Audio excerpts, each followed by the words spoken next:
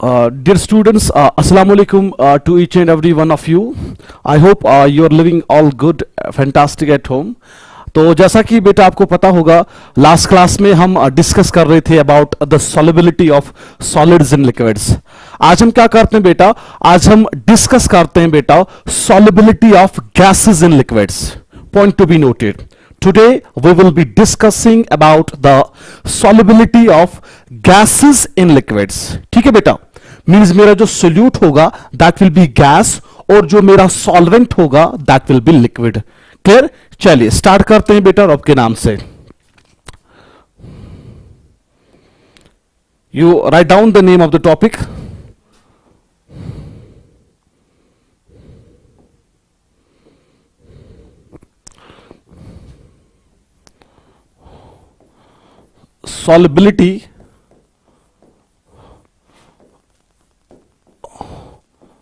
solubility of gases in liquids.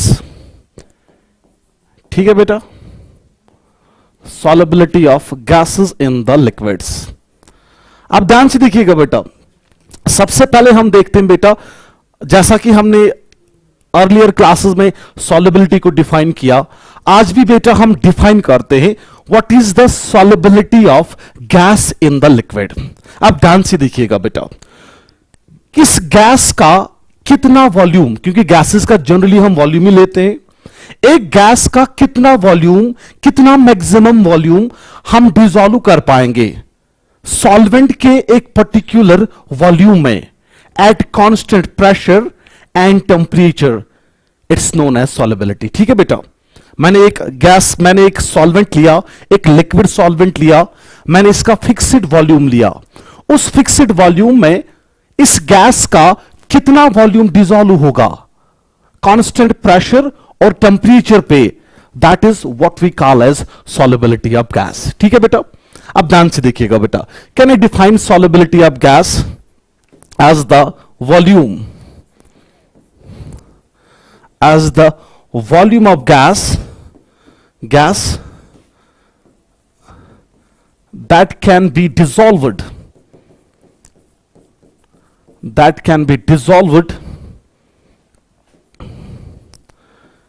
in a specific या fixed भी आप लिख सकते हो, specific volume of solvent at a fixed temperature and pressure to form a saturated solution.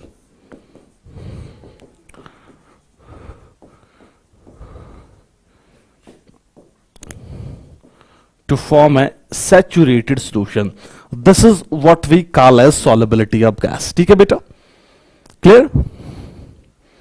This is what we call as solubility of gas. अब ध्यान से समझना बेटा, हमारे जो गैसेस होते हैं, सबसे इंपॉर्टेंट पॉइंट बेटा, जब भी हम गैस को डिसॉल्व करते हैं लिक्विड में, it always forms a homogeneous solution. Point to be noted, जब भी कोई गैस बेटा हम डिसॉल्व करते हैं लिक्विड में, वो गैस हमेशा होमोजीनियस सॉल्यूशन बनाता है. मींस उस गैस का जो कंपोजिशन होगा वो बेटा क्या होता है, it's uniform through out the solution. पहला पॉइंट. चलिए पहला पॉइंट हम क्या लिखते हैं बेटा, पॉइंट टू बी नोटेड, जो गैसेस होते हैं वो हमेशा डिसॉल्व होते हैं in the liquids and they form homogeneous solutions. ठीक है बेटा, होमोजीनस सॉल्यूशंस. क्लियर बेटा? अब ध्यान से देखिएगा बेटा, हमारे जो एक्वाटिक लाइफ है ना बेटा, जो एक्वाटिक लाइफ है बेटा, उसका सर्वाइवल तभी पॉसिबल है बिकॉज हमारे जो लैक्स होते हैं, हमारी जो वाटर बॉडीज होती है, they contain the dissolved oxygen. और वही ऑक्सीजन बेटा that is very very important, very very vital for the survival of the aquatic life. Similarly आप देखते हो बेटा, बहुत सारे गैसेस लिक्विड्स में डिसॉल्व होते हैं. हमारा कार्बन डाइऑक्साइड वो वाटर में डिसॉल्व होता है, या जैसे बेटा जो कार्बोनेटेड बेवरेजेस होती है जैसे Coke, Pepsi and all that, उनमें भी बेटा डिसॉल्व्ड कार्बन डाइऑक्साइड होता है। अब कंडीशन क्या है बेटा, ध्यान से समझना बेटा। कुछ गैसेस ऐसे होते हैं जो ज्यादा डिसॉल्व होते हैं, मींस उनकी सॉल्युबिलिटी ज्यादा होगी। कुछ गैसेस ऐसे होते हैं जो बहुत कम डिसॉल्व होते हैं, उनकी सॉल्युबिलिटी कम होगी। This is all about these gases, ठीक है बेटा। अब बात समझिएगा बेटा। अब गैसेस की जो सॉल्युबिलिटी है इसको हम एक्सप्रेस करते हैं in terms of a coefficient, that coefficient is known as absorption coefficient denoted by alpha, ठीक है बेटा। तो देखते हैं बेटा what is this absorption coefficient all about. तो लिखिएगा बेटा, जो solubility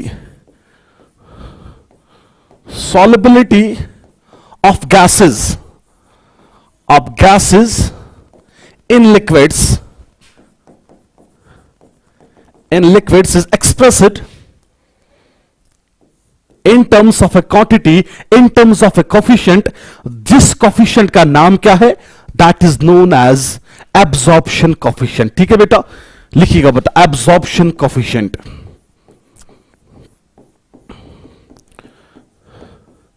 absorption coefficient, are you getting me बेटा। इसी absorption coefficient को हम डिनोट बेटा करते हैं अल्फा से, ठीक है बेटा। मींस अगर हमें किसी भी गैस का सॉल्युबिलिटी एक्सप्रेस करना होगा, इसको जनरली बेटा हम एक्सप्रेस करते हैं in terms of a coefficient that is known as absorption coefficient. और इसी बेटा एब्जॉर्प्शन कोफिशिएंट को हम डिनोट करते हैं with the symbol alpha. Alpha क्या है बेटा, एब्जॉर्प्शन कोफिशिएंट। इस एब्जॉर्प्शन कोफिशिएंट से हम क्या डिटरमाइन करते हैं, क्या एक्सप्रेस करते हैं, solubility of gas in the liquid, ठीक है बेटा। अब समझिएगा बेटा what is absorption coefficient. Absorption coefficient को बेटा हम डिफाइन करते हैं एक गैस का कितना वॉल्यूम ml में, मिलीलीटर्स में या सेंटीमीटर क्यूब में, एक गैस का कितना वॉल्यूम हम डिसॉल्व कर पाएंगे लिक्विड के 1 ml में at a particular temperature and 1 atmosphere pressure. So can I say like this beta, absorption coefficient क्या है, it is the volume of the gas in ml, volume of the gas in ml that can be dissolved in 1 ml of the liquid at a particular temperature and 1 atmosphere pressure. So alpha is defined as, it is defined as the volume of gas, the volume of gas that can be dissolved, मगर ये volume of gas किस में हम लेते हैं बेटा, make sure बेटा ये आप लोगे बेटा मिलीलीटर्स में या सेंटीमीटर क्यूब में, that can be dissolved in 1 ml of solvent, या लिक्विड की हम बात करेंगे इन 1 ml ऑफ लिक्विड, या लिक्विड हमारा बेटा सॉल्वेंट है at a particular temperature, at a particular temperature and 1 atmosphere pressure, and 1 atmosphere pressure.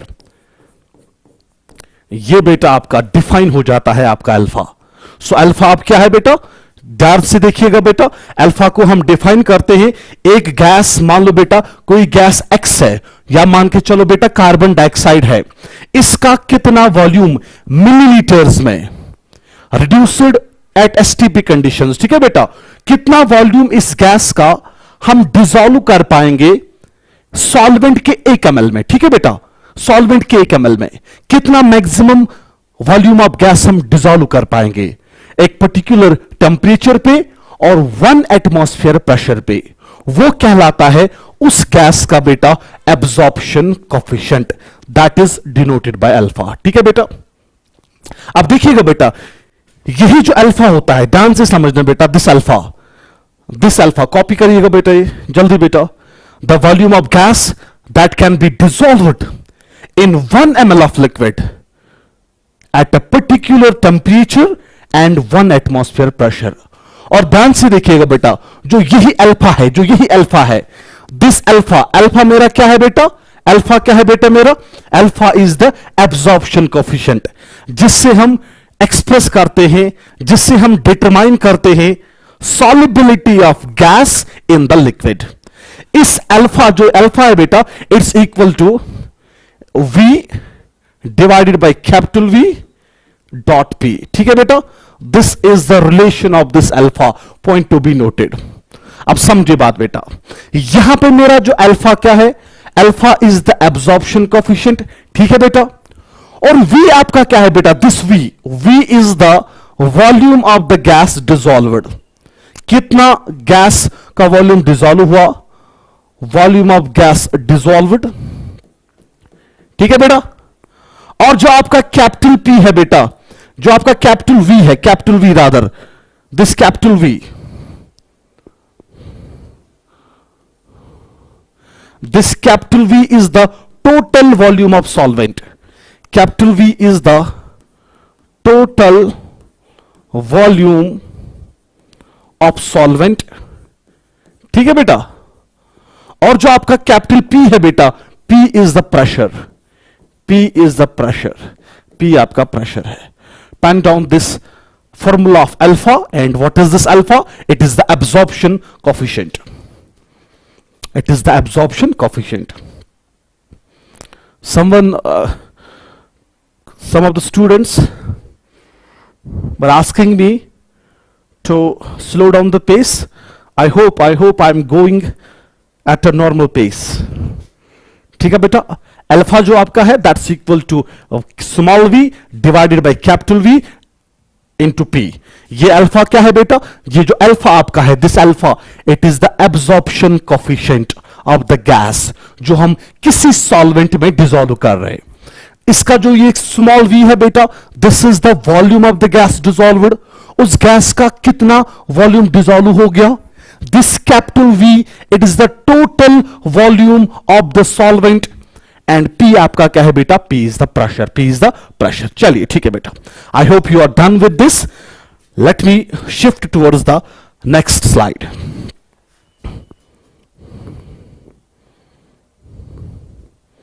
चलिए अब देखते हैं बेटा, द सॉल्युबिलिटी ऑफ गैस जो है, ये किस किस फैक्टर पे डिपेंड करता है।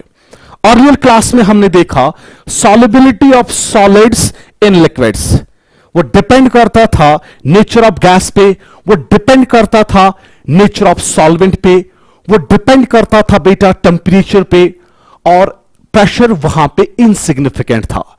यहां पे भी आप देखिएगा, जो solubility of gas in liquid, मैं गैस की बात कर रहा हूं, इन लिक्विड, सॉल्वेंट मेरा क्या है, दैट्स लिक्विड। ये भी डिपेंड करेगा बेटा 3 पैरामीटर्स पे। पहला पैरामीटर आपका फिर से nature of gas and solvent. Second parameter, ये सॉल्युबिलिटी डिपेंड करेगा ऑन द टेम्परेचर, तापमान पे आधारित होगा। And the third important parameter, वहां पे इनसिग्निफिकेंट था, लेकिन इस केस में बेटा it is the most significant parameter, और वो क्या है बेटा, दैट इज द प्रेशर। और इसी प्रेशर में बेटा हम पढ़ेंगे हेनरीज लॉ को। ठीक है बेटा, तो देखिएगा बेटा, आपका जो ये सॉल्युबिलिटी ऑफ गैस, ठीक है बेटा, this solubility of gas in liquid बेटा, ये डिपेंड करता है 3 पैरामीटर्स पे।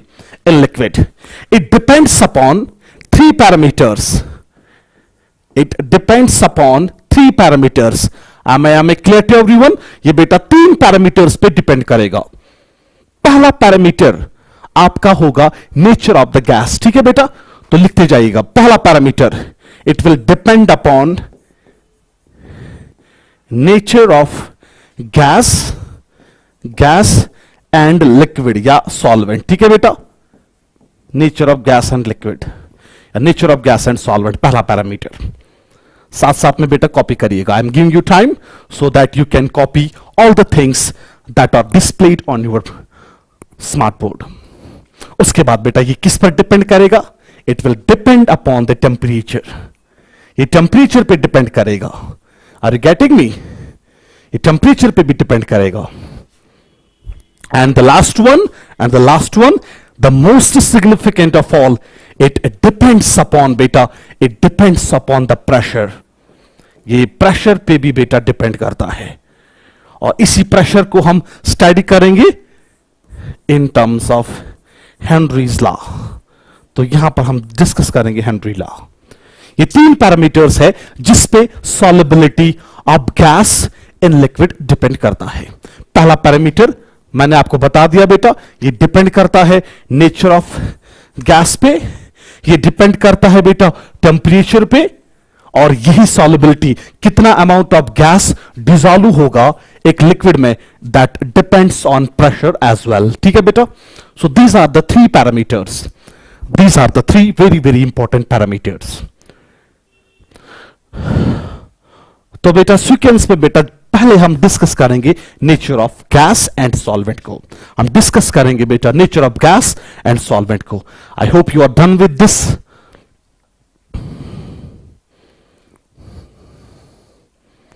Nature of gas, temperature and pressure. चलिए उसके बाद अब सबसे पहला पैरामीटर जो हम डिस्कस करेंगे that is nature of gas. Nature of gas. चलिए देखिएगा बेटा, अब गैस का सॉलिबिलिटी, सॉलिबिलिटी का मतलब क्या है, इसका कितना अमाउंट डिसॉल्व होगा लिक्विड में, वो डिपेंड करता है एक तो उस गैस के नेचर पे, मींस वो गैस कौन सा है और किस लिक्विड में वो डिसॉल्व हो रहा है, उस लिक्विड के नेचर पे और इस गैस के नेचर पे. मैं एक एग्जांपल देता हूं. जैसे बेटा हमारे पास कुछ गैसेस है, like I have the example of बेटा, जैसे मेरे पास बेटा हाइड्रोजन गैस है, क्लियर बेटा, जैसे मेरे पास बेटा नाइट्रोजन गैस है, जैसे बेटा मेरे पास हीलियम गैस है बेटा, या जैसे मेरे पास बेटा ऑक्सीजन गैस है. ये कुछ ऐसे गैसेस है that are less soluble in water, ये वाटर में बहुत कम सॉल्युबल होते हैं.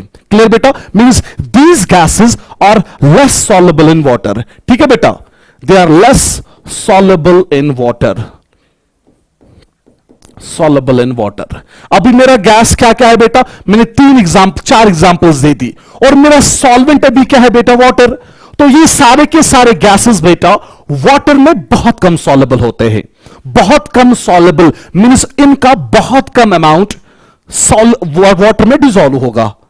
अब अगर मैं बेटा दूसरी एग्जांपल कोई दूसरा गैस लेता हूं, सपोज बेटा जैसे मेरे पास बेटा I have the example of ammonia gas है ना बेटा, NH3 अमोनिया. या मैं बेटा बात करता हूं बेटा, if I am talking about sulphur dioxide SO2, sulphur dioxide gas, या बेटा अगर मैं हाइड्रोजन क्लोराइड की बात करता हूं. ये 3 ऐसे गैसेस है that are highly soluble in water. ये गैसेस वाटर में बहुत कम सॉल्युबल है, लेकिन ये वाले जो गैसेस है they are highly soluble in water. अब रीजन क्या है सर, आपने कहा बेटा, आपने कहा कि ये वाले जो गैसेस है they are highly soluble in water, they are highly soluble in water. Means बेटा इनका बहुत ज्यादा अमाउंट वाटर में बेटा डिसॉल्व हो जाता है. अब रीजन क्या है, रीजन क्या है, ये गैसेस क्यों ज्यादा सॉल्युबल होते हैं. पॉइंट टू बी नोटेड, एक बहुत ही बेहतरीन पॉइंट. ऐसे गैसेस जो वाटर के साथ केमिकली रिएक्ट करते हैं, they are more soluble in comparison to those gases जो वाटर के साथ रिएक्ट नहीं करते हैं. Are you getting me.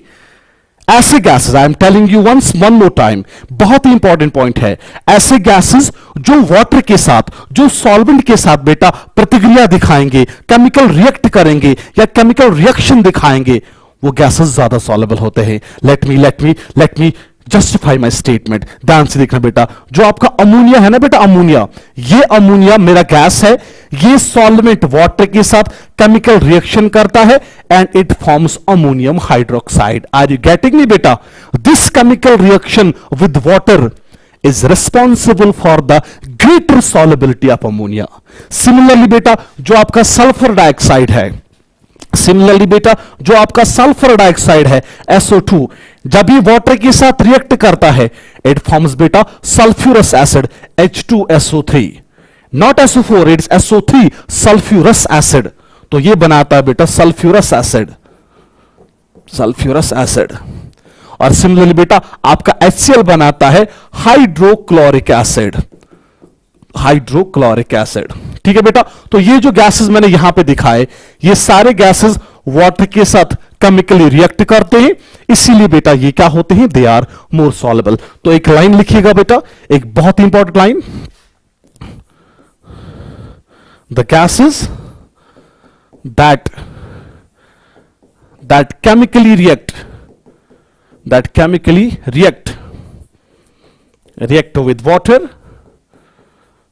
with water are highly soluble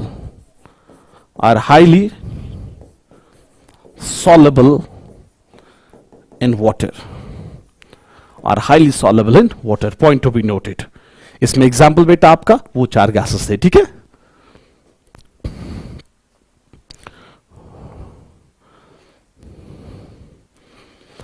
I'm giving you some time so that you can copy all the things that have been written on the smartboard, and I hope that I am quite audible and visible to each and every one। तो रखा बेटा आपने कौन कौन सा point याद रखा। अब gases जैसे hydrogen, nitrogen, helium and oxygen, they are less soluble in water। on the other hand, gases like ammonia, sulfur dioxide and your hydrochloric acid, they are highly soluble in water because they undergo chemical reaction with the water, as simple as it can be। चले उसके बाद हम shift हो जाते हैं और एक example. अब देखिएगा बेटा, ध्यान से समझना बेटा। अब मैं क्या करता हूं बेटा, अब मैं सॉल्वेंट की तरफ जाता हूं, ध्यान से समझना बेटा। मैं 2 सॉल्वेंट्स लेता हूं बेटा। एक साइड से बेटा मैंने सॉल्वेंट लिया इथाइल अल्कोहल, मैंने इथाइल अल्कोहल लिया, are you getting me, ethanol, ethyl alcohol. और दूसरी साइड से बेटा मैंने सॉल्वेंट वाटर लिया, that is considered as universal solvent, क्योंकि इसमें maximum of the solutes dissolve हो जाते हैं। अब देखिएगा बेटा, अब अगर मैं देखता हूं बेटा एटमॉस्फेयर के मैं गैसेस लूंगा बेटा, सपोज बेटा I am taking the example of oxygen gas. ठीक है बेटा, oxygen gas, nitrogen gas and carbon dioxide gas, these are the 3 important gases जो हमारे एटमॉस्फेयर में है। अब समझो बात, अब इस सॉल्वेंट मेरा इथाइल अल्कोहल है और मेरा वाटर है। ध्यान से समझना बेटा, ट्राई टू अंडरस्टैंड मैं क्या कहना चाहता हूं। जो ये गैसेस है ना, ऑक्सीजन, नाइट्रोजन, कार्बन डाइऑक्साइड, ये ज्यादा सॉल्युबल होते हैं इथाइल अल्कोहल में, और मींस जब मैं सॉल्वेंट लेता हूं ethyl alcohol, they are more soluble in ethyl alcohol in comparison to water. Means water के कंपैरिजन में ये गैसेस इथाइल अल्कोहल में ज्यादा सॉल्युबल है। Means they are, can I write like this बेटा, कैन आई राइट दिस बेटा, ethyl alcohol में they are more soluble, और वाटर में बेटा यही gases they are less soluble. अब देखो बेटा, सॉल्वेंट का नेचर भी कैसे डिटरमाइन करता है सॉल्युबिलिटी ऑफ गैस। ठीक है बेटा, चलिए इस सेक्शन में अब मैं यहां पे आ जाता हूं। फिर से मैं क्या करता हूं बेटा, फिर से मैं लेता हूं बेटा सॉल्वेंट, फिर से मैं सॉल्वेंट की एग्जांपल दूंगा। अगेन बेटा, पहले समझना बेटा, बाद में कॉपी करते हैं। सॉल्वेंट बेटा मैं फिर से 2 लेता हूं। अगेन बेटा इथाइल अल्कोहल, क्लियर बेटा, again I will be taking ethyl alcohol और I will be taking water. ठीक है बेटा, अगेन बेटा मैं वाटर लेता हूं। मैंने 2 डिफरेंट सॉल्वेंट्स लिए। अगेन बेटा, एक मैंने इथाइल अल्कोहल लिया और मैंने क्या लिया बेटा, और मैंने वाटर लिया। Are you getting me, one is ethyl alcohol और सेकंड बेटा आपका वाटर है। अब मैं गैसेस चेंज करूंगा। सॉल्वेंट मैंने सेम रखा, सॉल्वेंट अगेन बेटा मैंने वाटर रखा और इथाइल अल्कोहल रखा। अब मैं गैस चेंज करूंगा। सपोज बेटा मैंने लिया बेटा अमोनिया और मैंने लिया बेटा H2S, हाइड्रोजन सल्फाइड, ये gases ammonia and hydrogen sulphide H2S। अब देखिएगा बेटा, इत्तेफाकी बात देखिएगा बेटा, यहां रिवर्सल हो जाता है। जो आपका, ध्यान से देखो बेटा, जो आपका अभी मैंने लिखा था बेटा NH3 एंड H2S, ये बेटा क्या होते हैं बेटा, they are more soluble in water. Are you getting me? in comparison to ethyl alcohol. Means gases ammonia और H2S ये ज्यादा soluble किस में होते हैं बेटा? They are more soluble in water but less soluble in ethyl alcohol. Reversal हो गया. From this demonstration, from these examples, clear हो गया ना जो solubility है. देखो कम soluble होना, कम डिजोल्व होना, ज्यादा डिजोल्व होना, this is actually the measure of solubility. अब देख रहे हो बेटा, मैंने खाली क्या किया बेटा, मैंने गैस को चेंज किया, सॉल्वेंट सेम रखा, सॉल्युबिलिटी डिफरेंट ट्रेंड दिखा रही है. ये वाले गैसेस इथाइल अल्कोहल में ज्यादा सॉल्युबल, इथाइल अल्कोहल में बेटा ज्यादा सॉल्युबल, और वाटर में क्या है बेटा, they are less soluble. But इस वाले केस में, इन दो केसेस में सिनेरियो डिफरेंट है बेटा. ये वाले गैसेस इथाइल अल्कोहल में ही बेटा कम सॉल्युबल है, बट वाटर में क्या है बेटा, वाटर में ज्यादा सॉल्युबल है. So the discussion comes to an end with a simple one statement. The solubility of the gases, it depends upon the nature of the gas and the nature of solvent. I hope I was clear to each and every one.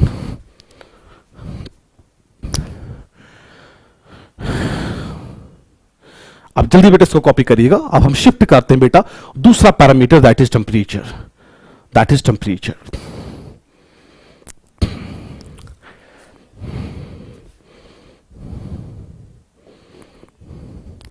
Now the temperature.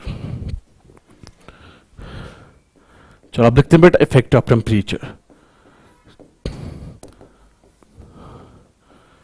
Effect of temperature.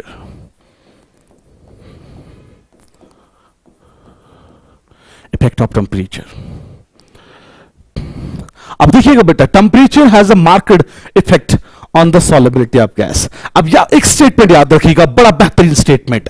अगर हम temperature को increase करते हैं, gases की solubility decrease हो जाती है.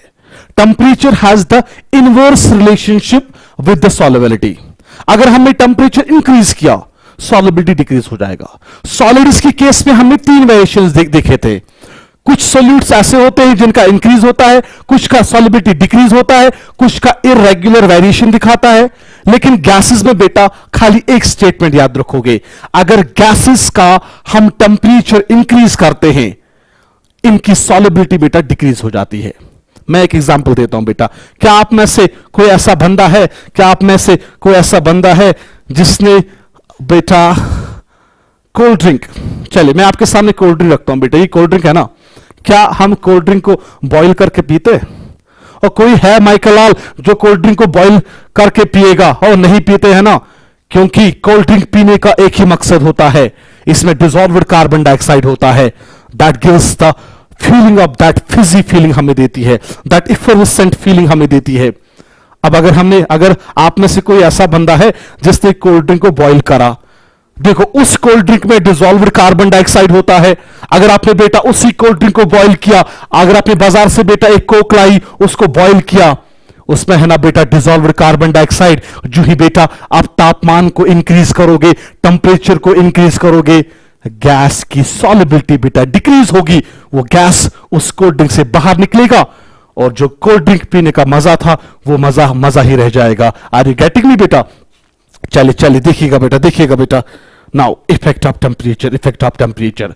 तो टेम्परेचर का एक मार्केट इफेक्ट है, जब भी आप टेम्परेचर इंक्रीज करते हो, गैसेस का सॉल्युबिलिटी डिक्रीज होता है. तो यहां पर एक पॉइंट लिखते हैं बेटा, the solubility of gases decrease with increase in the temperature.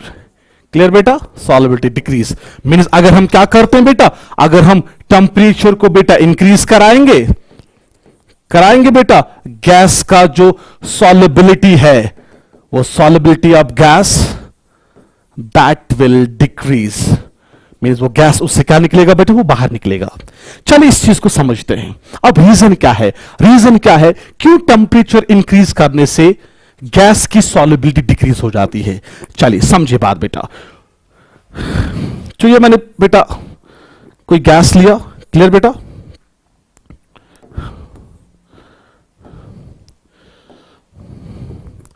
चलिए बेटा मैंने कोई गैस लिया, आर यू गेटिंग मी बेटा, मैंने इस गैस को बेटा लिक्विड में डिसॉल्व किया।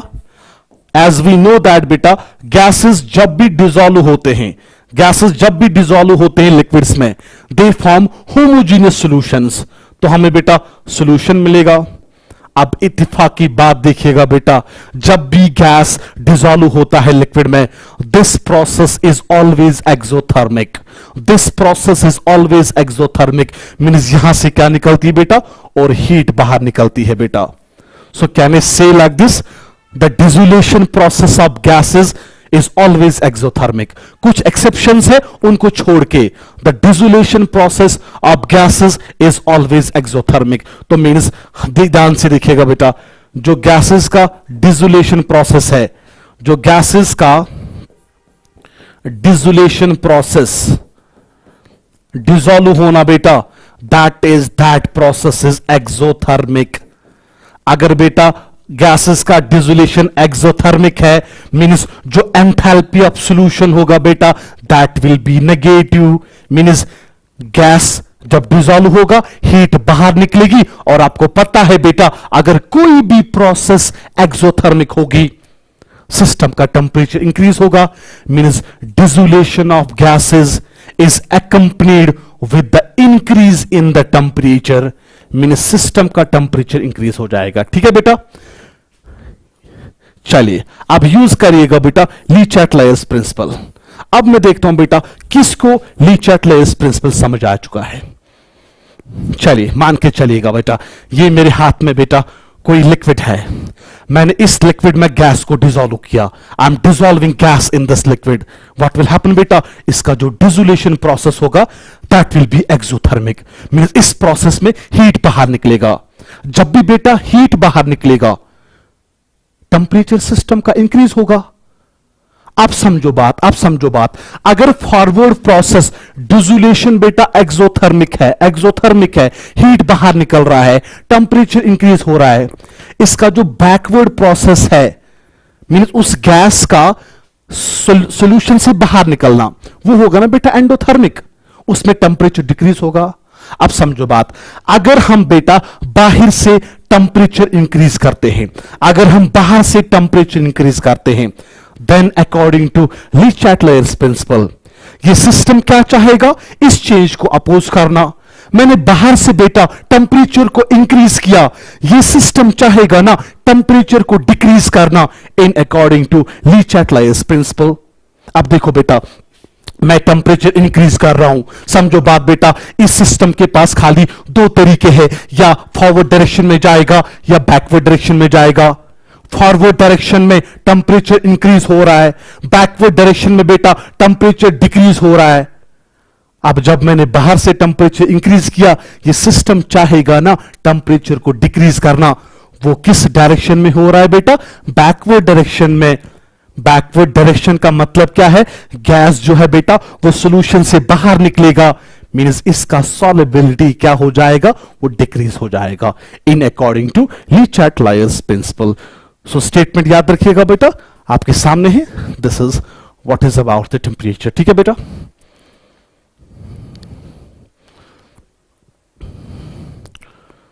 सो can I write like this बेटा,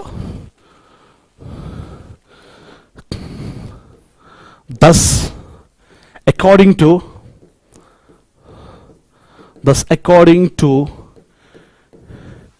Lee Chatlayer's principle,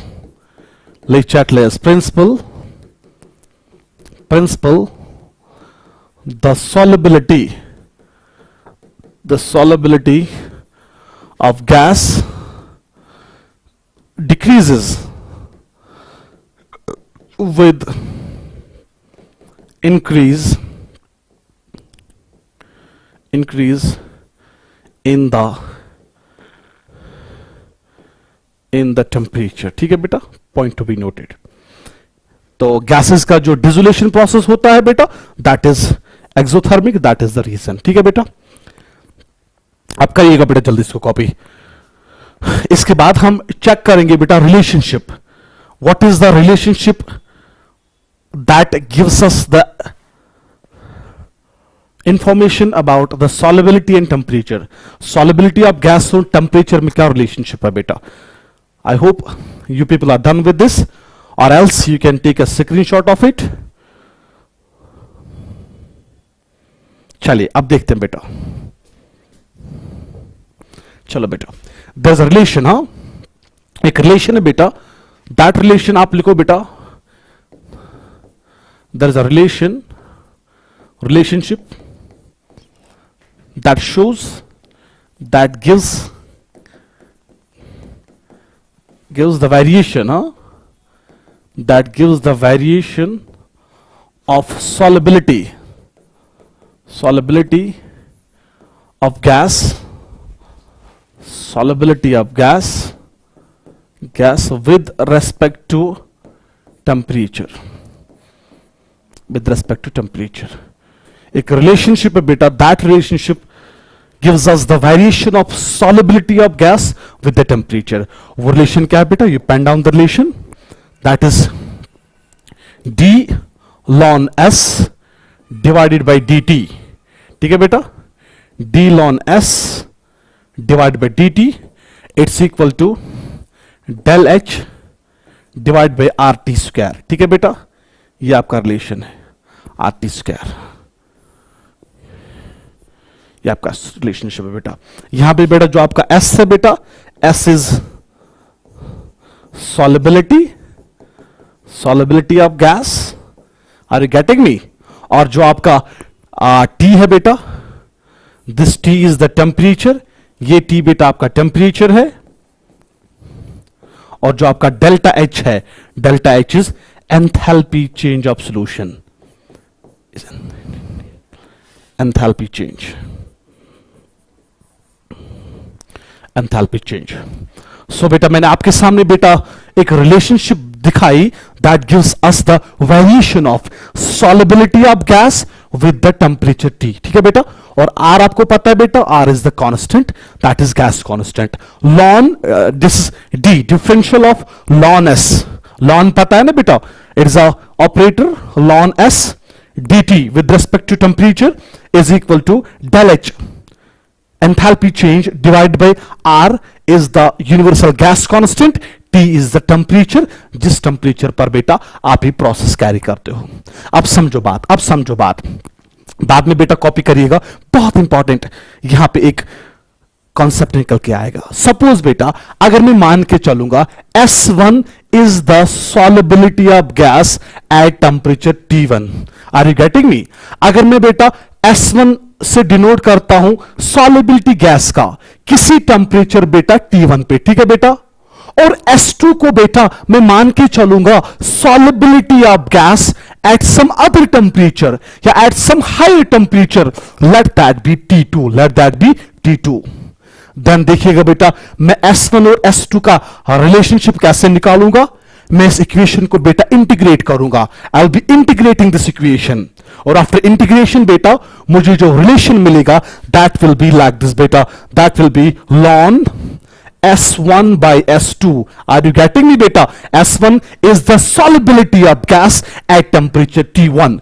S2 आपका क्या है बेटा? Solubility of gas at temperature T2. It will be equal to del H divided by R into 1 divided by T1 minus 1 divided by T2.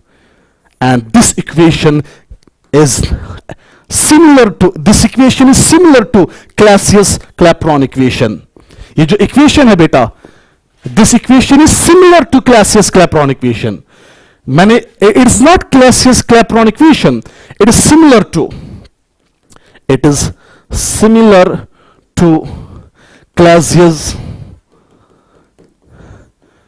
Clapeyron equation. Similar to Clapeyron equation. और यहां पर बेटा सारी चीजें मैंने बता दी बेटा. S1 क्या है बेटा? It is the solubility of the gas at temperature T1. और S2 क्या है बेटा? Solubility of gas at temperature T2. Del H is the enthalpy change of the solution. R is the gas constant. T1 is the temperature T1 and T2 आपका बेटा that is temperature T2. आप लिख सकते हो बेटा इस equation को. आप लिख सकते हो बेटा इस इक्वेशन को। Pen down this equation, I will be giving you some time so that you will copy all the things that have been displayed on your smart board. एक इंपॉर्टेंट सा पॉइंट आपने याद रखा, गैसेस का जो solubility है वो temperature increase करने से डिक्रीज हो जाता है। अगर आपको किसी गैस का सॉलिबिलिटी डिक्रीज कराना है तो टेम्परेचर को इंक्रीज कराएगा, ऑटोमेटिकली गैस उसमें बाहर निकलेगा आपके सॉल्यूशन में। ठीक है बेटा, आई होप आपने बेटा ये इक्वेशन भी कॉपी की। This equation is similar to Clausius Clapeyron equation.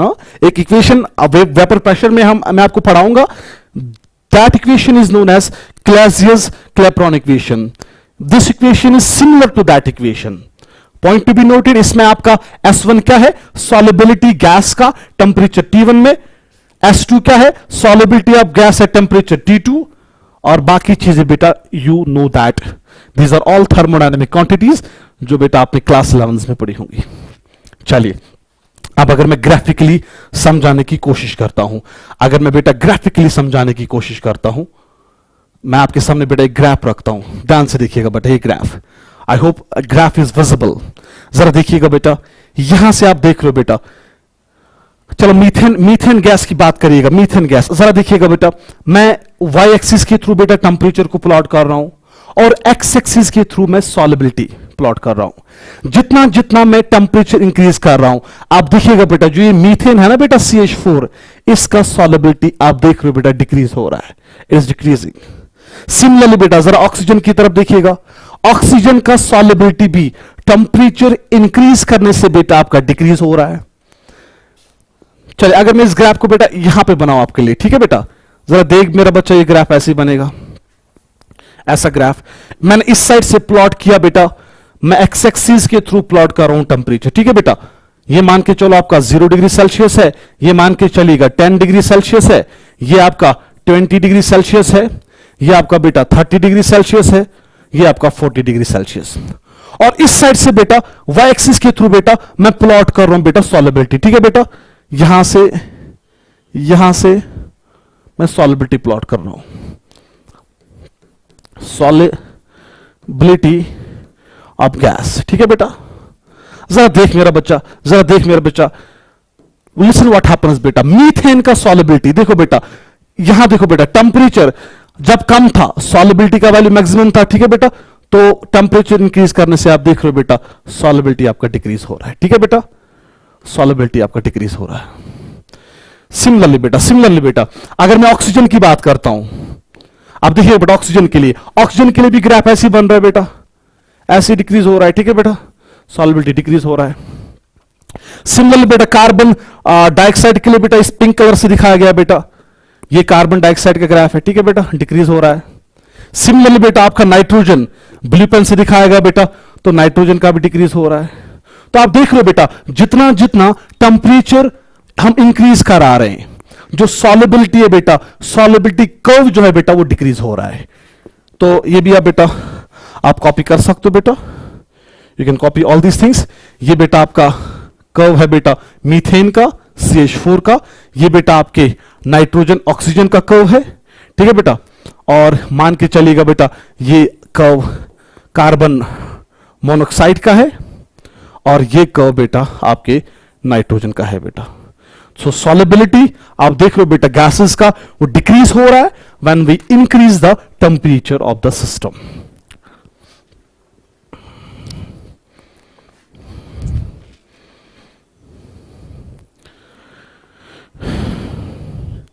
चलिए टेम्परेचर भी हमारा हो गया। Now the most important parameter, the most significant parameter, that is the temperature, that is the pressure, that is the pressure. जरा जल्दी बेटा इन ग्राफ्स को कॉपी करिएगा। सॉलिबिलिटी ऑफ गैस मैंने वाई एक्सिस के थ्रू प्लॉट किया और मैंने बेटा एक्स एक्सिस के थ्रू टेम्परेचर प्लॉट किया। देखो क्लियरली बेटा जितना जितना मैं टेम्परेचर इंक्रीज कर रहा हूं, आप देख रहे हो बेटा सॉलिबिलिटी आपका डिक्रीज हो रहा है। अच्छा, मैं अगर आपसे कोई क्वेश्चन पूछूं, जरा मुझे बता बेटा, आपके पास एक कंटेनर है, दो कंटेनर्स है, दोनों में मान के चलो बेटा सॉल्वेंट सेम है, दोनों में गैस डिसॉल्वेंट सेम है, ठीक है बेटा। अगर आपको क्या करना है बेटा, एक कंटेनर में से आपको बेटा गैस को बाहर निकालना है, कौन सा तरीका यूज करोगे? जरा बता कौन सा तरीका यूज करोगे? हम हीट करेंगे। जो ही बेटा गैस को, कंटेनर को हीट करेंगे, उस कंटेनर का टेंपरेचर इंक्रीज होगा। हमें पता है solubility is inversely proportional to temperature. तापमान हल्का सा इंक्रीज हो गया, सॉलिबिलिटी डिक्रीज हो जाएगा, गैस उस कंटेनर से बेटा बाहर निकल के आएगा।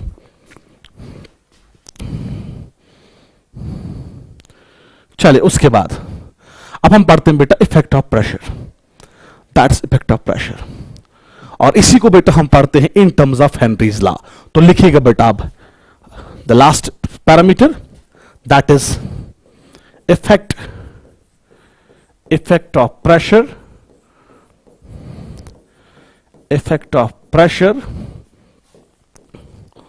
on the solubility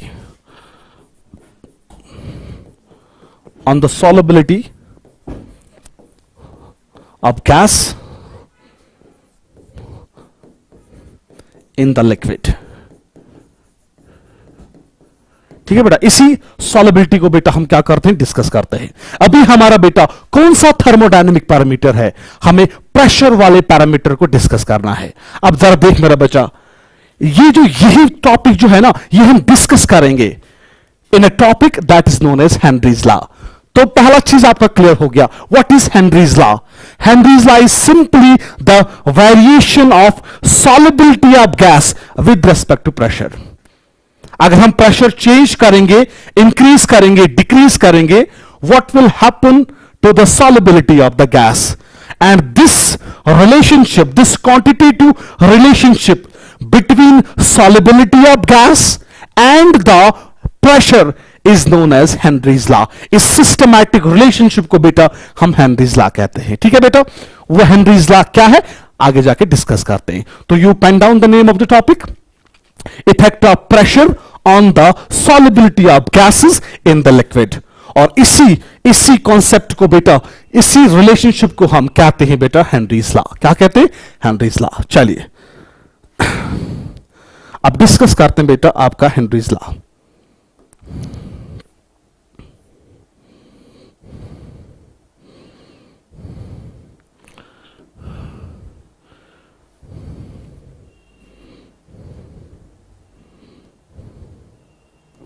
चलिए,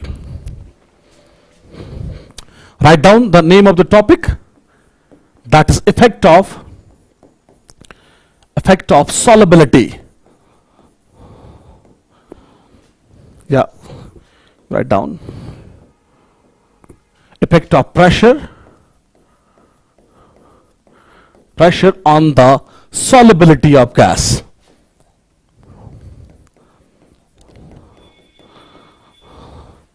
On the solubility of gas in the liquid।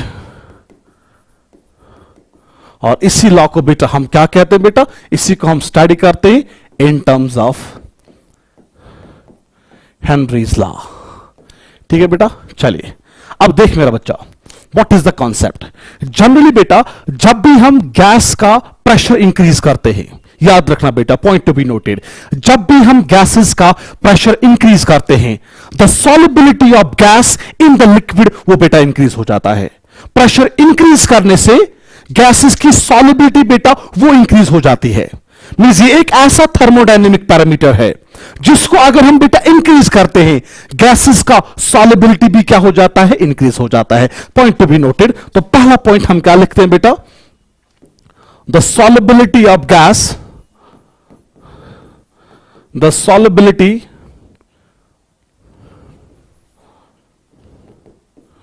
of gas increases with increase in the pressure, with increase in the pressure। ठीक है बेटा, मीन्स अगर आपने क्या किया बेटा, अगर आपने बेटा प्रेशर को इंक्रीज किया, अगर आपने प्रेशर को इंक्रीज किया, गैस की जो सॉलिबिलिटी होगी वो भी क्या हो जाएगी, that will also increase, that will also increase. चलो इस चीज को बेटा हम जस्टिफाई करते हैं। इस चीज को बेटा एक डिमॉन्स्ट्रेशन से बेटा मैं समझाने की कोशिश करता हूं। मान के चलो बेटा, अगर मेरे पास, ध्यान से समझना बेटा, मेरे पास एक सिस्टम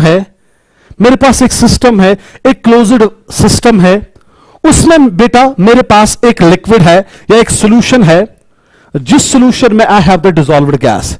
इस सॉल्यूशन में मेरा बेटा डिसॉल्व्ड गैस है, ठीक है बेटा।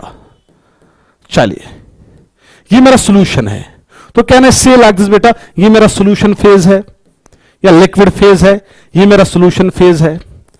इस फेज में है ना डिसॉल्व्ड गैस, इसी में डिसॉल्व्ड गैस है। मान के चलो बेटा उस गैस के वेपर्स इस फेज में है। ये कौन सा फेज है बेटा? This is your vapour phase. चलिए इसको लिखिएगा बेटा वेपर फेज, ठीक है बेटा, this is vapour phase, vapour phase. अब देखिएगा बेटा व्हाट हैपेंस। अब पहले समझते हैं ये गैस कैसे इसमें डिसॉल्व होगा। You know that from KTG, kinetic theory of gases, पढ़ा होगा बेटा आपने। जो गैस के मॉलिक्यूल्स होते हैं they are in random motion, random zigzag motion. During their motion they strike the walls of container, वो कंटेनर के वॉल्स में स्ट्राइक करते हैं और वो एक्सर्ट करते हैं प्रेशर। अब चलिए जरा देख बेटा, यहां पे ये जो गैस के मॉलिक्यूल्स है, बता ये कौन सा फेज है, और ये है ना बेटा वेपर फेज। ये कौन सा फेज है बेटा? ये आपका है ना सॉल्यूशन फेज। वेपर फेज में जो गैस के मॉलिक्यूल्स होंगे या जो गैस के वेपर्स होंगे, these vapours will be in the random motion, वो zigzag मोशन में होंगे। कभी ऐसा भी हो सकता है ना, ये जो गैस का मॉलिक्यूल है it will strike the surface layer, ये लिक्विड लेयर को स्ट्राइक करेगा या ये सॉल्यूशन की लेयर को स्ट्राइक करेगा। जो ही बेटा ये सॉल्यूशन को स्ट्राइक करेगा, जो ही बेटा ये लिक्विड लेयर को स्ट्राइक करेगा, ये इसमें डिसॉल्व हो जाएगा। क्लियर बेटा? मींस आप देखो बेटा, वेपर फेज में जो ये मॉलिक्यूल्स है, जो ये गैस के मॉलिक्यूल्स है, they undergo collisions with the surface layer और वो लिक्विड में डिसॉल्व हो जाते हैं। अब चलो इस वाले पॉइंट पे बेटा इस गैस का कोई प्रेशर P होगा। अब जरा देख बेटा, क्या मैं इस गैस का प्रेशर इंक्रीज कर सकता हूं? हां सर, इंक्रीज करा सकते हैं। अगर हमने बेटा इस गैस फेज का वॉल्यूम कम किया, अगर हमने बेटा इस गैस को कंप्रेस किया, अगर हम बेटा गैस को कंप्रेस करेंगे, इसका प्रेशर इंक्रीज हो जाएगा, because pressure has the inverse relationship with the volume. Volume का बेटा आपने पढ़ा होगा, pressure has the inverse relationship with the volume. अब देखो बेटा, मैं गैस का वॉल्यूम डिक्रीज कर रहा हूं, गैस का प्रेशर ऑटोमेटिकली क्या हो जाएगा? इंक्रीज हो जाएगा। चलिए देखिएगा बेटा, अब मैं क्या कर रहा हूं बेटा, ट्राई टू अंडरस्टैंड बेटा। मैं इस कंटेनर में ऐसे कर रहा हूं बेटा, ध्यान से समझना बेटा। मैं इस कंटेनर का चलिए यहां पर आप लीजिए बेटा, ये मेरे पास यही गैस मॉलिक्यूल्स है दैट आर डिसॉल्व्ड। अब मैंने क्या किया बेटा, मैंने इस पिस्टन को यहां से उठाया, ध्यान से समझना बेटा। मैंने इस पिस्टन को यहां से उठाया बेटा। मैंने इस गैस फेज का जो वॉल्यूम है बेटा वो डिक्रीज किया। मींस अब मैंने वॉल्यूम खाली इतना रखा, ध्यान से समझना बेटा। अब मैंने खाली वॉल्यूम इतना रखा, मेरे जो गैस के मॉलिक्यूल्स है वो इस वाले वॉल्यूम में है। आर यू गेटिंग मी बेटा? मैंने इसका वॉल्यूम डिक्रीज किया। दूसरे सेंसेस में बेटा मैं इसी गैस का प्रेशर इंक्रीज करा रहा हूं। जरा देख बेटा इस वाले केस में, केस नंबर सेकंड में जरा देख बेटा, the number of gas molecules पर unit volume, the number of gas molecules पर यूनिट वॉल्यूम वो इंक्रीज हो जाएंगे। मींस अब जो गैस की डेंसिटी है, कैन आई से लाइक दैट, या सिंपली याद रखिएगा, अब यूनिट वॉल्यूम में greater number of gas molecules होंगे। जब greater number of gas molecules होंगे per unit volume, number of collisions भी इंक्रीज हो जाएंगे। जब number of collisions with surface layer increase हो जाएंगे, ऑब्वियस सी बात है बेटा, ग्रेटर मॉलिक्यूल्स वो डिसॉल्व हो जाएंगे। जब ज्यादा मॉलिक्यूल्स डिसॉल्व हो जाएंगे, इसका मतलब क्या है बेटा? सॉल्युबिलिटी इंक्रीज हो जाएगा। ठीक है बेटा? मींस जब मैं केस फर्स्ट से बेटा केस सेकंड में गया, मैंने प्रेशर इंक्रीज किया। प्रेशर इंक्रीज करने से क्या हुआ? नंबर ऑफ गैस मॉलिक्यूल्स पर यूनिट वॉल्यूम वो इंक्रीज हो गए। जब गैस मॉलिक्यूल्स पर यूनिट वॉल्यूम इंक्रीज हो गए, नंबर ऑफ कोलिजन्स पर यूनिट वॉल्यूम वो भी इंक्रीज हो जाएंगे। मीन ज्यादा गैस मॉलिक्यूल्स सॉल्यूशन को सब्ट्रैक्ट करेंगे, ज्यादा गैस मॉलिक्यूल्स उसमें डिसॉल्व होंगे, सॉल्युबिलिटी ऑटोमेटिकली क्या हो जाएगा, वो इंक्रीज हो जाएगा। ठीक है बेटा, जरा देख बेटा, क्या मैं इसी जो मैंने सारा कुछ ये पढ़ाया इसका डेमोन्स्ट्रेशन आपको एक वीडियो से दे देता हूं। चलिए ध्यान से देखिएगा बेटा, इस सारे केस का डेमोन्स्ट्रेशन देखिएगा बेटा। मान के चलो बेटा ये कंटेनर है ना बेटा, इस कंटेनर में ये फेज आपका क्या है बेटा, ये फेज आपका है बेटा सॉल्यूशन का फेज, और ये गैस फेज है। आप देख लो बेटा, गैस फेज में गैस के मॉलिक्यूल्स है। Are you getting me? अभी गैस फेज का वॉल्यूम ज्यादा है, मींस अभी प्रेशर कम है, प्रेशर कम है। अब देखो बेटा, ये गैस इसमें सॉल्युबल होगा लेकिन कम होगा। अब देख बेटा, जरा देख बेटा, लिसन व्हाट इज हैपनिंग। अब अगर मैंने क्या किया बेटा, देखो ये गैस सॉल्यूशन में जा रहा है। अब अगर मैंने क्या किया, अगर मैंने प्रेशर को डिक्रीज किया, सॉरी इंक्रीज किया, कैसे बेटा, देखो बेटा नीचे नीचे आ रहा है, मैंने इस वॉल्यूम को कंप्रेस किया। जरा देख बेटा, now the number of molecules पर यूनिट वॉल्यूम आप देख लो बेटा वो इंक्रीज हो गए। जब नंबर ऑफ मॉलिक्यूल्स पर यूनिट वॉल्यूम इंक्रीज हो रहे, जरा देख बेटा, और प्रेशर इंक्रीज कर रहा हूं, नंबर ऑफ गैस मॉलिक्यूल्स पर यूनिट वॉल्यूम जरा देख बेटा वो ज्यादा इंक्रीज हो रहे हैं, तो ज्यादा कोलिजन्स हो रहे हैं। जब ज्यादा कोलिजन्स हो रहे हैं, इसका मतलब ये जो गैस है बेटा ये ज्यादा डिसॉल्व होगा इन लिक्विड में। ठीक है बेटा, I hope I was clear. अब देखो बेटा, इस ग्राफ से क्लियरली आप देख रहे हो बेटा, जितना जितना मैं गैस का प्रेशर क्या करता हूं, इंक्रीज करता हूं, तो सॉल्युबिलिटी गैस का क्या हो जाता है, इंक्रीज हो जाता है। ठीक है बेटा, चलिए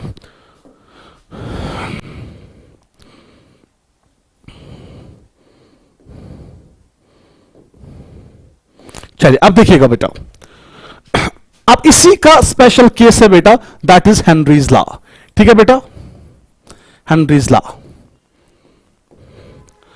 हेनरीज लॉ क्या है बेटा, यह हमें दिखाता है variation of solubility of gas with respect to pressure. अगर हमने प्रेशर चेंज किया, what happens to the solubility of gas. एक पॉइंट आपने अभी सीखा डेमोन्स्ट्रेशन से भी बेटा, कॉन्सेप्ट से भी। अगर हम प्रेशर इंक्रीज करेंगे, अगर हम गैस का प्रेशर इंक्रीज करेंगे, गैस की सॉल्युबिलिटी भी क्या हो जाती है, वो इंक्रीज हो जाती है। ठीक है बेटा, विलियम हेनरी ने क्या किया, he give a quantitative relationship between the solubility of gas and the pressure. तो विलियम हेनरी ने क्या कहा बेटा, इसने कहा the mass of the gas dissolved per unit volume of the solvent. एक यूनिट वॉल्यूम में कितना गैस डिसॉल्व होगा, वही है ना solubility, that is directly proportional to the pressure of the gas. जितना प्रेशर ज्यादा होगा उतनी सॉल्युबिलिटी ज्यादा। जरा लिखिएगा बेटा इसका स्टेटमेंट हेनरीज लॉ का, the mass of the gas dissolved per unit, या अगर आप per unit volume of solvent, per unit volume of solvent, और यही आपका है ना solubility, that is solubility, measure of solubility at a particular pressure, at a particular temperature,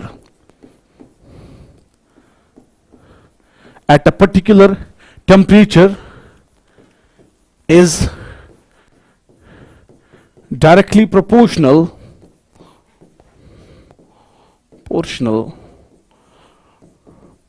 to the pressure of the gas.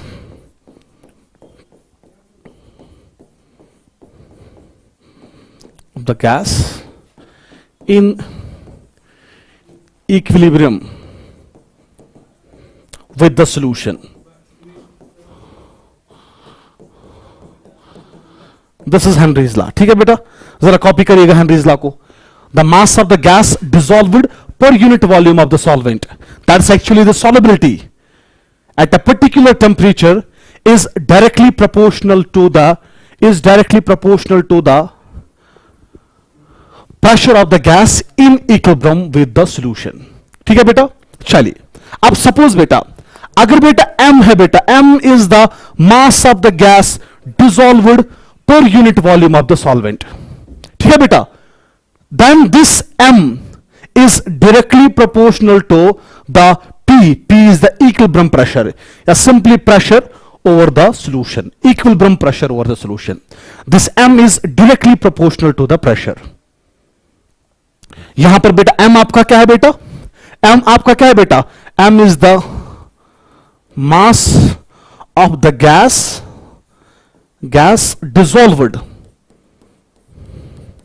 dissolved per unit volume of the solvent.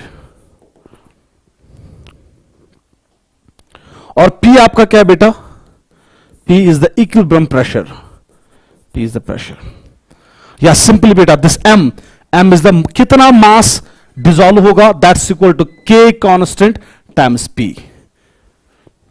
यहां पे बेटा जो आपका ये K है बेटा, this K is constant, it's simple constant, और यही कांस्टेंट डिपेंड किस पर करता है बेटा, इस K का वैल्यू डिपेंड किस पे करता है, इस K का वैल्यू डिपेंड किस पे करता है, जरा देख बेटा, ये डिपेंड करता है बेटा nature of gas and solvent, पहला पॉइंट बेटा, ये डिपेंड करता है बेटा टेम्परेचर पे, ये डिपेंड करता है बेटा प्रेशर पे, और ये डिपेंड करता है यूनिट्स ऑफ प्रेशर चूजन. आपने प्रेशर का कौन सा यूनिट चूज किया, units of pressure taken, this K. But याद रखिएगा बेटा, this K is not the Henry's constant, ये सिंपल कांस्टेंट है बेटा, it's K is constant. Mass of the gas dissolved per unit volume of solvent, वही है ना बेटा solubility, that is directly proportional to the pressure. अब where m is equal to k times p, k मेरा क्या है बेटा, k is the constant, a simple constant जो डिपेंड करता है किस पर, that depends upon the nature of the gas solvent, ये टेम्परेचर पे डिपेंड करता है, प्रेशर पे डिपेंड करता है, and the units of pressure taken. आपने प्रेशर का कौन सा यूनिट लिया, प्रेशर के बहुत सारे यूनिट्स है, जैसे बेटा आपने एटमॉस्फेयर आपका है, टॉर है, बार है, मिलीमीटर ऑफ एचजी है, पीएसआई है, तो it also depends upon the units of pressure chosen. ठीक है बेटा, जरा करिए जल्दी बेटा, यहां तक कॉपी, यहां तक जल्दी कॉपी करिएगा.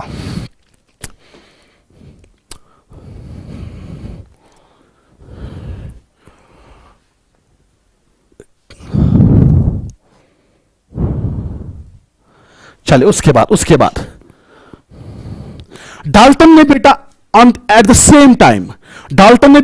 सेम टाइम इंडिपेंडेंटली कंक्लूड किया. डाल्टन ने क्या कहा बेटा, इसने कहा solubility of the gas it depends upon the partial pressure of the gas. Means एक गैस का कितना सॉल्युबिलिटी होगा, एक गैस कितना सॉल्युबल होगा किसी लिक्विड में, वो डिपेंड करता है उस गैस के पार्शियल प्रेशर पे.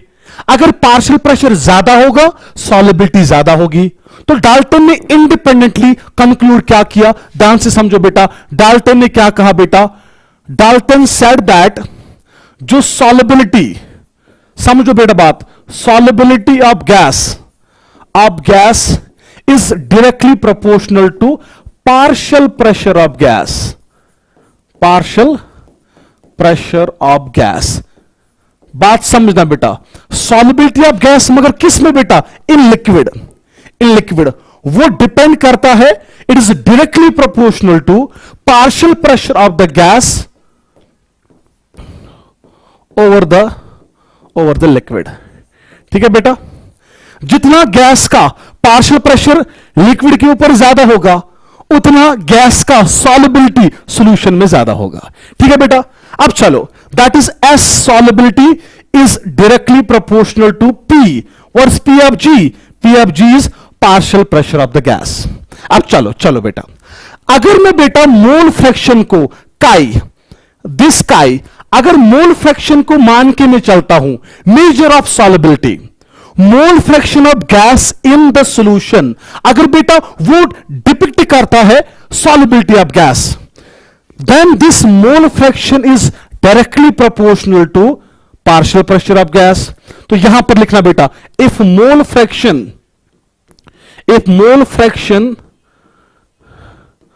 ऑफ गैस in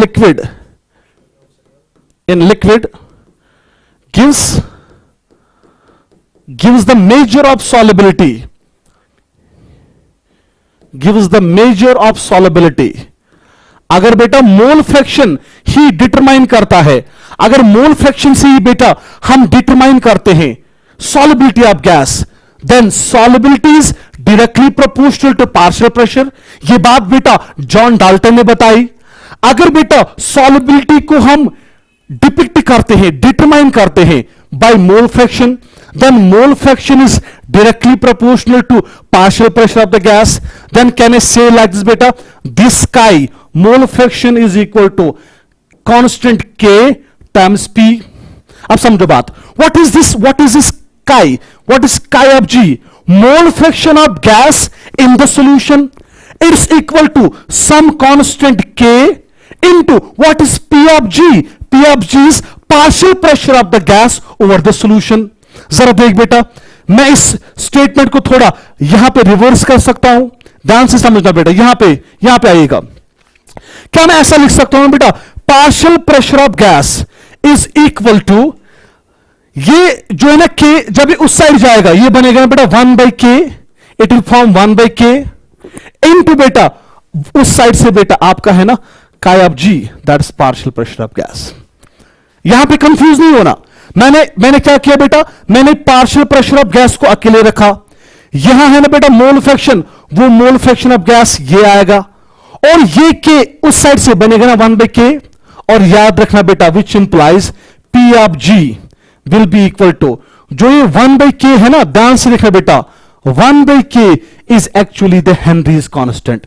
इसी को बेटा हम, ये 1/k है, इसी को बेटा हम हेनरीज कांस्टेंट की H कहते हैं इनटू chi of G. ये बेटा हेनरीज लॉ का स्टेटमेंट है. Partial pressure of gas over the solution, partial pressure of gas over the solution is equal to Henry's constant into what is chi of G? It is the mole fraction of gas in the solution. ठीक है बेटा, यहां देखना बेटा मैंने कैसे, this is Henry's law, Henry's law. यहां तक बेटा आज हम फिनिश करते हैं, लेकिन थोड़ा सा यहां मैं आपको बता दूं, डाल्टन ने क्या कहा बेटा, on the same time solubility of the gas in the liquid वो डिपेंड करता है, that depends upon the partial pressure of the gas over the liquid. ठीक है बेटा, मान के चलो बेटा ये मेरे पास कोई लिक्विड है. ठीक है बेटा, मैंने इस लिक्विड में कोई गैस डिसॉल्व करना है. अब देखो बेटा, इस यहां तक बेटा आपका इस सॉल्यूशन है, यहां तक बेटा आपका सॉल्यूशन है, इसमें गैस होगा, डिसॉल्व्ड गैस होगा, उसका कोई मोल फ्रैक्शन होगा ना, that is the major of solubility. अब कितना मोल फ्रैक्शन इसमें होगा, कितना इसमें गैस सॉल्युबल होगा, दैट डिपेंड्स अपॉन इस गैस का पार्शियल प्रेशर इसके ऊपर कितना होगा. ठीक है बेटा, वो मैंने ऐसे लिखा, solubility is directly proportional to partial pressure of the gas over the liquid.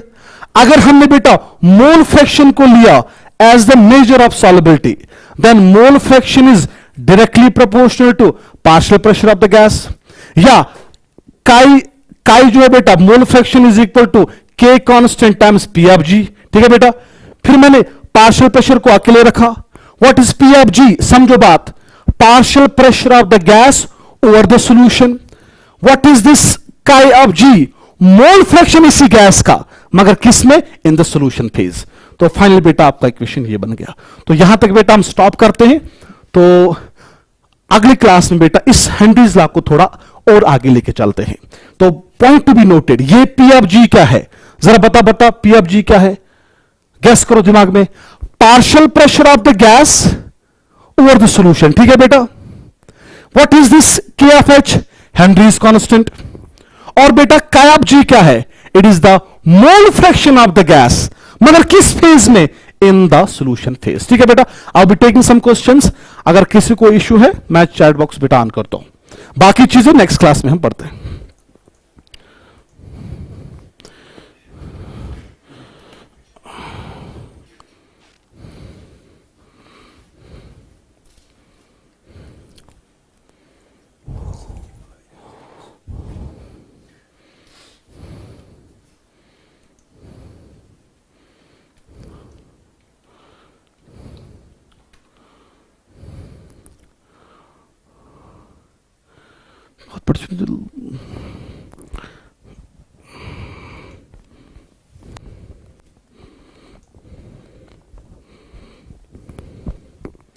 Any question बेटा, अगर किसी को कोई क्वेश्चन है here she can ask.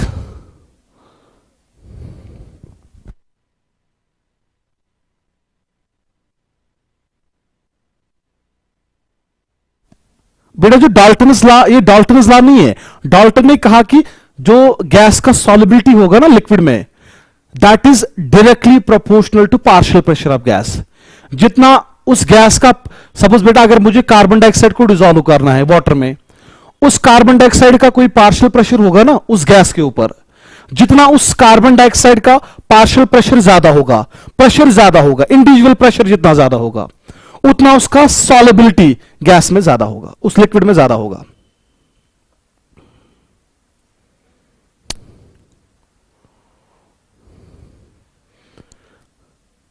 Partial pressure बेटा आपको पता होगा, it is the individual pressure of the gas.